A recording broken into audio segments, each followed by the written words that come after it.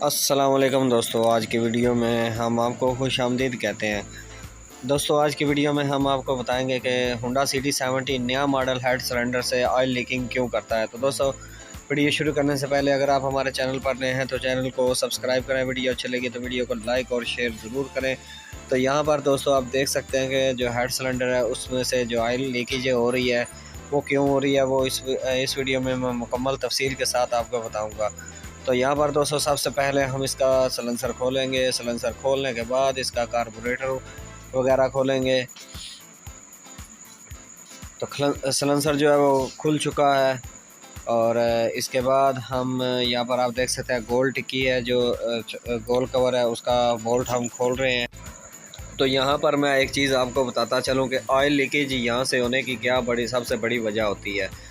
तो oil leakage होने की सबसे बड़ी वजह जो ये है वो ये है कि यहाँ से अक्सर का जो है हेड सिलेंडर के जो आगे वाले चार नट होते हैं वो लूज़ हों तब भी ऑयल लीकेज होती है।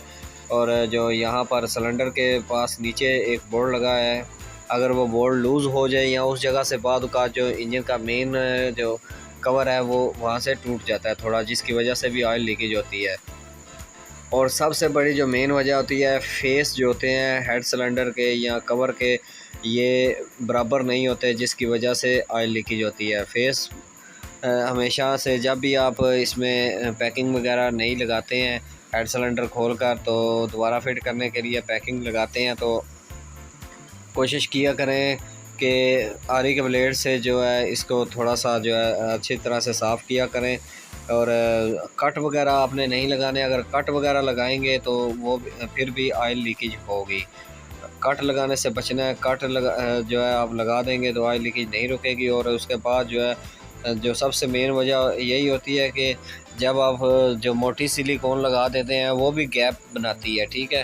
हेड और सिलेंडर के दरमियान जो पैकिंग होती है उसमें गैप बनाती है। तो यहाँ पर आप देख सकते हैं कि इस जगह पर जो है वो सॉल्यूशन लगी हुई थी, जिसकी वजह से ये जो लीकेज हुई है। और दूसरे नंबर पर फेस भी ठीक तरीके से साफ़ नहीं हुए थे। जिसने भी पहले ये फ़िट किया है फेस जो है इसके वो साफ़ नहीं किए। तो यहाँ पर आप देख सकते हैं कि जो पिस्टन को बाहर निकालने का तरीक़ाकार है वो एक बात आपको समझा दूं कि आपने कभी भी जब तक आपने रिंग वगैरह तब्दील नहीं करनी है तो तब तक आप पिस्टन को बाहर नहीं निकाल सकते। अगर आपने रिंग तब्दील करनी है तो पिस्टन आप बेशक बाहर निकाल लें, अगर नहीं करनी तो आपने इसी तरीके से जो पिस्टन में ही सिलेंडर जो है वो पिस्टन में ही रहने देना है, ठीक है। अगर आप पिस्टन को बाहर निकालेंगे तो मोटरसाइकिल जो है होंडा 70 जो नया मॉडल है आजकल वो अक्सर धुआं मारना शुरू कर देता है। तो यहाँ पर आप देख सकते हैं पिन को हमने बाहर निकालने के बाद वापस पिस्टन को सिलेंडर के अंदर डाल दिया है, बाहर नहीं निकलने दिया। वही एडजस्टमेंट जो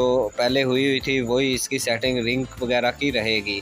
तो गैस किट यहाँ पर देख सकते हैं ये भी ख़राब हो चुका है। यहाँ पर ये फेस मैं आपको दिखा रहा हूँ कि फेस भी इसका ख़राब है, जिसकी वजह से यहाँ से ऑयल लीक होता है। क्योंकि यहाँ से ऑयल लीक होने का जो कोई मकसद नहीं होता। ये आप देख सकते हैं कि जो अभी मैंने जो पैकिंग उतारी है बिल्कुल आराम से उतर रही है, ठीक है। तो इस तरह से आपने जो इसकी पैकिंग है वो साफ़ करनी है। कोशिश करना है कि आपने इसके जो फेस हैं वो ख़राब ना हो। रेगमार और कटोरे की मदद से आपने इसके जो फेस है वो अच्छी तरह से साफ़ करने हैं, ठीक है। ये आप देख सकते हैं कि पहले किस तरह के थे अब किस तरह से है। अभी हम इनको पेट्रोल के साथ धोएंगे और फाइनली हमने पेट्रोल के साथ इनको धो लिया है, अच्छी तरह से फ्रेश कर लिया है, आपको भी नज़र आ रहा है। तो यहाँ पर सबसे पहले हम इसका जो नीचे वाली पैकिंग है वो लगाएंगे। आजकल होंडा CD70 की डुप्लिकेट भी जो पैकिंग वगैरह है वो आ रही हैं, उनसे बचें क्योंकि जब वो गर्म होती हैं तो थोड़ी सख्त हो जाती हैं, ठीक है। तो उस वजह से भी जो है वो ऑयल जो है वहाँ से सेमा करता रहता है, ठीक है। तो यहाँ चाइना की ले लें आप या होंडा 70 की जेन्युइन जो आ रही है वो ले लें। इन दोनों के अलावा आपने नहीं लगानी। सबसे बेस्ट जो जा रही है वो होंडा 70 की जेन्युइन ही है, वही आप लगा लें तो ज़्यादा बेहतर है। तो पिस्टन की पिन हमने फ़िट कर ली है। लॉक को आपने किस तरीके से बिठाना है, यहाँ पर लॉक को आपने एक साइड से अंदर की तरफ उसका रुख करना है, और दूसरी तरफ से आपने स्क्रू ड्राइवर की मदद से यहाँ पिस्टन के पास आपको नज़र आ रहा है थोड़ी सी यहाँ पर इस तरह से आपने अटका कर इसको लॉक को आपने पिस्टन के अंदर फिट कर देना है। तो यहाँ पर सिलेंडर को इसी तरीके से ऐसे थोड़ा थोड़ा हिला जुला कर आपने पिस्टन को सिलेंडर के अंदर कर लेना है। तो और यहाँ पर आपने इसको इस तरह से बिठा देना है। तो जिस तरीके से यहाँ पर काम हो रहा है आपने इसी तरीके से ही करना है। इंशाल्लाह दोबारा ऑयल लीकेज भी नहीं होगी, और जो हेड सिलेंडर की एडजस्टमेंट है वो बिल्कुल कंपनी के मुताबिक जैसा खोला था वैसे ही फिट होगी। तो टाइमिंग चैन की बड़ी गोट जो है इसको हम लगाएंगे, और इसका जो बोल्ट होता है वो अलहदा होता है।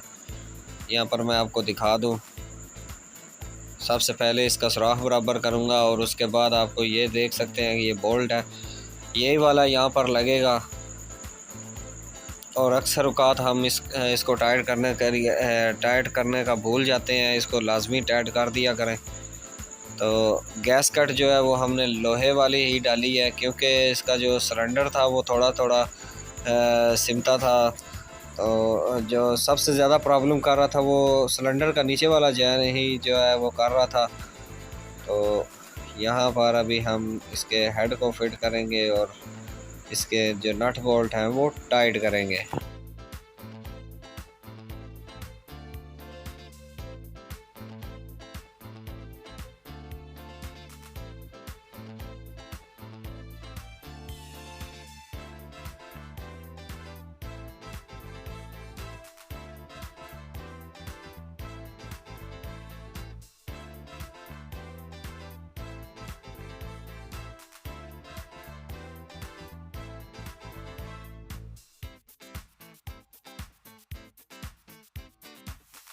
तो इस जगह पर मैं एक चीज़ आपको बता दूं कि जो टॉप कवर का जैन जो है आपने किस तरीके से ये इस पैकिंग को बिठाना है, इस तरह से आपने बिठाना है। इसका ऊपर मोटरसाइकिल के बैठे हूँ तो राइट साइड ऊपर वाला जो एक इसका हिस्सा है वो यहाँ पर आप देख सकते हैं। इसकी एडजस्टमेंट आपने इस तरीके से जो इसकी पैकिंग है वो बिठानी है। और टॉप कवर जो है उसके ऊपर एक तीर का निशान होता है, वो आपने हमेशा नीचे की ज़मीन की तरफ रखना है, ठीक है। तो अभी दूसरे नंबर पर जो मैंने वॉशर लगाई थी, यहाँ पर नीचे की तरफ राइट साइड पर जो स्टड है उस पर कॉपर की जो वॉशर है वो आएगी। तो यहाँ पर आप सोच रहे होंगे कि ये तीन नट जो हैं वो और हैं और एक और है, वो ये क्यों है। तो ये कंपनी की तरफ से ही एक अलहदा जो है डिज़ाइन किया गया है, ठीक है। 4 नट जो हैं वो टोपी वाले हैं और एक बगैर टोपी वाला है, ठीक है। ये कंपनी ने ही होंडा CD70 में ही ऐसा रखा है। बाकी जो चाइना वगैरह मोटरसाइकिल हैं उनमें सारे नट जो है एक जैसे ही है, ठीक है। तो यहाँ पर अभी जो साइड वाले हैं, सबसे पहले आपने टॉप कवर के फुल टाइट कर लेने हैं। उसके बाद जो साइड वाले हैं और टाइमिंग चैन की गोट वाला जो है आपने टाइट करना है, ठीक है। तो उसके बाद कार्बोरेटर वगैरह के नट बोल्ट हम पैकिंग लगा कर टाइट करेंगे। तो वीडियो को आपने स्किप नहीं करना, वीडियो को एंड तक देखना है। तो मेरी थोड़ी सी आवाज़ इसी तरीके से ही है, थोड़ा सा अटक अटक कर बोलता हूँ, तो आपने इस चीज़ का माइंड नहीं करना, आपकी बड़ी मेहरबानी होगी। तो दोस्तों अब बारी है टाइमिंग चैन वाली टाइमिंग गरारी की। तो टाइमिंग चैन की जो एडजस्टमेंट है, इसकी जो सेटिंग है, उस पर मैंने एक वीडियो अपलोड की हुई है। उस वीडियो का लिंक मैं इस वीडियो के डिस्क्रिप्शन में दे दूंगा, आप वहां से वो लिंक ओपन करके वीडियो को देख सकते हैं और टाइमिंग चैन की जो एडजस्टमेंट है वो कर सकते हैं। तो वीडियो पहले ही बहुत ज़्यादा लंबी हो चुकी थी, इस वजह से मैंने थोड़ी सी जो है यहाँ पर थोड़ा सा रिस्क लिया है। टाइमिंग चैन की जो एडजस्टमेंट करने का तरीकाकार आपको नहीं बताया, तो उस वीडियो का मैं लिंक उस वीडियो के डिस्क्रिप्शन में दे दूँगा। तो टाइमिंग की एडजस्टमेंट हो चुकी है। अब इसके नट वगैरह लगाकर इसके जो कवर है वो हम फिट कर देंगे और फिर मोटरसाइकिल को स्टार्ट करेंगे।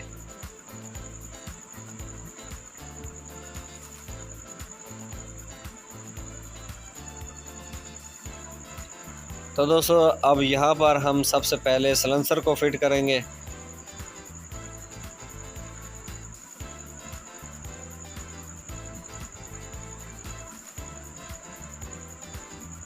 इस तरह से आपने जो इसके नट हैं वो दोनों तरफ से बराबर टाइट करने हैं। अगर आप थोड़ा एक ज़्यादा टाइट और एक कम टाइट करेंगे तो यहाँ से काफ़ी ज़्यादा आवाज़ आएगी। तो उसके बाद सेंटर एक्सल को हम फुल टाइट करेंगे और मोटरसाइकिल को स्टार्ट करेंगे। जी हाँ, फाइनली दोस्तों मोटरसाइकिल स्टार्ट हो चुका है। तो दोस्तों आज की वीडियो बस यहीं तक। उम्मीद करता हूँ ये वीडियो आपको पसंद आई होगी। अगर वीडियो पसंद आई है तो वीडियो को लाइक और शेयर ज़रूर करें। मिलते हैं नेक्स्ट वीडियो में, तब तक के लिए अपना बहुत सारा ख्याल रखिएगा, दुआ में याद रखिएगा। अल्लाह हाफिज़।